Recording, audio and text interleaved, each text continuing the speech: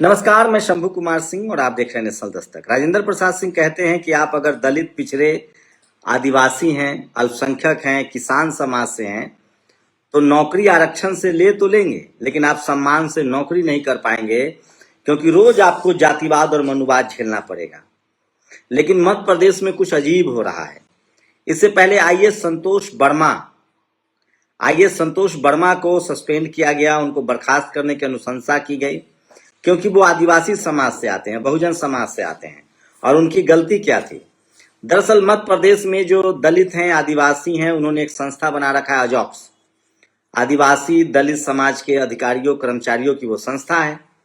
इसी से मनुवादियों के पेट में दर्द हो रहा है। अब वो कह रहे हैं कि हम सनातनी, सवर्ण और ओबीसी नाम से संस्था बनाएंगे।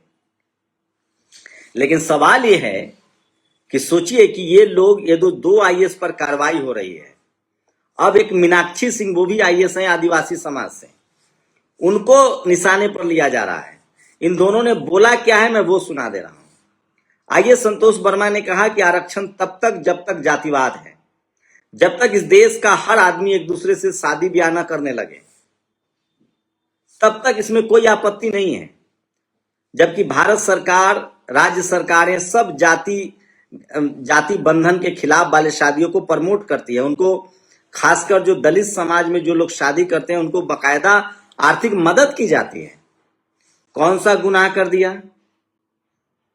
अब उन्हीं को जातिवादी कहा जा रहा है, उनके खिलाफ कैंपेन चलाया जा रहा है। मीनाक्षी सिंह का भी मैंने भाषण सुना, उन्होंने कहा कि हमें अपने लोगों की मदद करनी पड़ेगी। जो लोग भोपाल आते हैं वो हम लोगों से मिले। इस देश में जाति के नाम पर पीड़ित कौन है, आप बताइए। एनसीआरबी के आंकड़े उठा के देखिए। इस देश में जाति के नाम पर सबसे ज्यादा पीड़ित हैं शेड्यूल कास्ट कम्युनिटी के लोग, चाहे वो किसी जाति के हों, जातिवाद के शिकार हैं। वो रविदास हो, पासवान हो, माझी हो, वो खटीक हो, वो कनौजिया हो। स्कूल कॉलेज में, नौकरियों में एनसीआरबी के आंकड़े उठाइए, सबसे ज्यादा महिला हिंसा जाति के नाम पर होता है। किस समाज के साथ होता है? शेड्यूल कास्ट कम्युनिटी के साथ।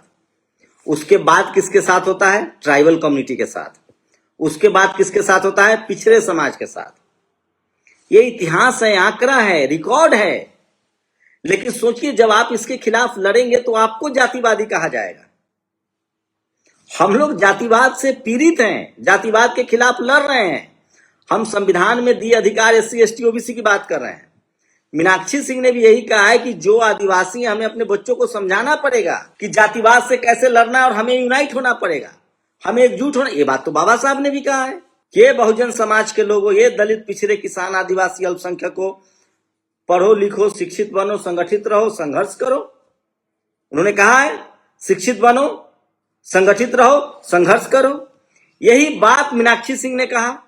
अब उनके खिलाफ धरना प्रदर्शन और उनको भी सस्पेंड करने की मांग की जा रही है। मैं बार बार कह रहा हूं इस देश के तमाम दलित, पिछड़े, किसान, आदिवासी, अल्पसंख्यकों से कि आप लोग ऐसे कोहिनूर को, जो जातिवाद और मनुवाद के खिलाफ नौकरी में रहते हुए मंचों से बोल रहे हैं, वो एक मजबूत भारत चाहते हैं, वो जातिवाद के खिलाफ लड़ रहे हैं। ऐसे लोगों के साथ अगर जातिवाद होता है, इनको नौकरियों से बर्खास्त किया जाता है या सस्पेंड किया जाता है, तो ऐसे लोगों को संसद में भेजना चाहिए। संसद में आप सोचिए, जातिवाद क्या है?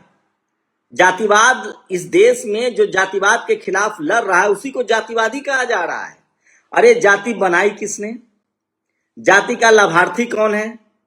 और जो जाति के खिलाफ लड़ रहा है उसी को जातिवादी कह रहे हैं। और मैं एक और बात बता दूं, जातिवाद इतना महीन जाल है, इसके खिलाफ वो नहीं लड़ सकता है जो स्कूल कॉलेज नहीं गया है या उच्च शिक्षा में नहीं है। जो आईएएस बनेगा, कलेक्टर, एसपी, डीएम बनेगा, चपरासी से लेकर चीफ जस्टिस तक बनेगा, वही इस जातिवाद के खिलाफ लड़ सकता है। बाबा साहेब लड़े क्योंकि पढ़े लिखे थे, ज्योतिबा फुले लड़े, कबीर साहब लड़े, रविदास महाराज लड़े, जगदेव बाबू लड़े, भारत के रत्न जननायक कर्पूरी ठाकुर लड़े, और अब संतोष वर्मा और मीनाक्षी सिंह जैसे लोग लड़ रहे हैं। लेकिन इसके खिलाफ बहुजन समाज के नेताओं को, अभी सोचिए, यूपी में लेखपाल की वैकेंसी आई, ओबीसी की 700 सीटें चोरी हो गई। ये किसी जातिवादी, मनुवादी सोच के अधिकारी नहीं किया होगा ना। मुख्यमंत्री तो नहीं कहने गए होंगे कि कर दीजिए। हाँ, उनको लगा होगा कि मुख्यमंत्री हमको बचा लेंगे। राजनीति में सबसे कम जातिवाद है। मैं फिर कह रहा हूं, राजनीति में सबसे कम जातिवाद है, क्योंकि बहुजनों के पास 90% वोट है। ये अलग बात है कि जब से ईवीएम आया है, हमारा वोट चोरी हो रहा है, तब से कुछ जातिवाद बढ़ा है। लेकिन सब सोचिए, रिप्रेजेंटेशन, आपको एससी एसटी का एक भी सीट खाली नहीं रख सकते हैं लोकसभा विधानसभा में। लेकिन नौकरियों में क्या हो रहा है, चपरासी से लेकर चीफ जस्टिस तक क्या हो रहा है। तो सबसे बड़ी नेताओं से भी बड़ी लड़ाई ये अधिकारी लड़ते हैं। इनको रोज जातिवाद का शिकार होना पड़ता है। इसलिए बहुजन समाज के लोग ऐसे तमाम अधिकारियों के साथ खड़े रहे जो जातिवाद के खिलाफ हैं। और सोचिए, विडंबना देखिए, कैसे समझाया जाए भाई। जो पीड़ित है, आदिवासी पीड़ित है, दलित पीड़ित है, पिछड़ा पीड़ित है, किसान आदिवासी अल्पसंख्यक पीड़ित है जातिवाद से, उसी को जातिवादी कहा जा रहा है। आपने देखा कि किसी दलित पिछड़े ने, आईएएस ने अपने चपरासी को से जातिवाद किया हो और उसको थूक पी के पानी पिलाया हो। लेकिन इसी देश में दलित आईएएस को एक चपरासी जो जातिवादी था, उसने थूक कर पानी दिया था। इसी देश में ये जातिवाद का जो अहंकार होता है वो नस नस में भरा होता है। मैं फिर कह रहा हूं, इस देश में जातिवाद के खिलाफ लड़ाई लड़ रहा है बहुजन समाज, बदलाव के लिए, बदले के लिए नहीं। और संतोष वर्मा हो या मीनाक्षी सिंह हो, मैंने पूरा भाषण सुना। नॉर्मली जातिवाद के खिलाफ लड़ाई कैसे लड़ेंगे? अंतरजातीय विवाह, भारत का संविधान कहता है कि भाई किसी जाति का किसी जाति में शादी हो सकती है, किसी धर्म का किसी धर्म में शादी हो सकता है। भारत के संविधान में रोक नहीं है, बशर्ते कि दोनों की मर्जी हो। यही बात तो कहा है आइए संतोष वर्मा ने कि जो लोग जातिवाद मानते हैं, अब बताइए क्या इसका मतलब संतोष वर्मा ने कहा कि किसी जाति, हर जाति में जब हर जाति की शादी होने लगे तो रिजर्वेशन खत्म कर दीजिए। तो क्या आप लोग सही मानते हैं कि जाति, जब कोई लड़की जाति का बैरियर तोड़ के शादी करती है? और सबसे बड़ी विडंबना देखिए, आपने कभी सुना है कि जिनको सो कॉल्ड जातिवादियों ने नीचे की जाति बना रखी है, जब कोई लड़की नीचे की जाति की ऊपर की जाति में शादी करती है तो हत्या होता है। लेकिन जब ऊपर की जाति, जो अपने आप को सो कॉल्ड ऊपर की जाति कहते हैं, उनके घर की महिलाएं जब नीची, जिनको सो कॉल्ड नीच जाति कहते हैं, उसमें शादी कर लेती तो हत्या कर देते हैं। मैं नाम ले लूंगा तो पेट में दर्द हो जाएगा। सबसे ज्यादा ऑनर किलिंग कास्ट की वजह से होता है, सबसे ज्यादा। इसी सच्चाई को जब संतोष वर्मा ने कहा तो उनके खिलाफ बीजेपी और आरएस की सरकार कार्रवाई कर रही है। और जब मीनाक्षी सिंह ने कहा कि हमें अपने समाज के लोगों को बचाना पड़ेगा, कौन बचाएगा भाई? तो फिर खत्म कर दो संसद, विधायक, सांसद जो एससी एसटी ओबीसी के रिजर्वेशन पर चुन के आते हैं, एससी एसटी के लोग। क्या खेल चल रहा है इस देश में? ऐ बहुजन समाज के लोगों, जागो, अपने लोगों की रक्षा करो। इक्का दुक्का लोग हिम्मत करके बोलते हैं। जगदेव बाबू बोलते थे, उनको मार दिया गया। सोनेलाल पटेल बोलते थे, उनको मार दिया गया। आज भी दलित पिछड़े नेताओं को गालियां दी जाती है। अब तो ब्यूरोक्रेसी, जब तक सोचिए नेता कितना बोलेंगे, सारा काम अधिकारियों को करना होता है। अगर इसी तरह से दलित आदिवासी पिछड़े अधिकारियों को हतोत्साहित किया गया, उनको सस्पेंड किया गया, तो कोई नहीं बोलने वाला आएगा। भारत में जितना मिशन मूवमेंट चल रहा है, दलितों का, पिछड़ों का, किसानों का, आदिवासियों का, अल्पसंख्यकों का, वो सब एक मिडिल क्लास जो पैदा हुआ है एससी एसटी ओबीसी में, अल्पसंख्यक समाज में, किसान समाज में, वो सरकारी नौकरी से पैदा हुआ है। इसीलिए सरकारी नौकरी, बाम सिर्फ सरकारी नौकरी से चलता है। बहुजन समाज के दल इन्हीं लोगों के मदद से चलता है। और ये आरएसएस की सोची समझी साजिश है कि इनकी रीढ़ की हड्डी तोड़ी जाए।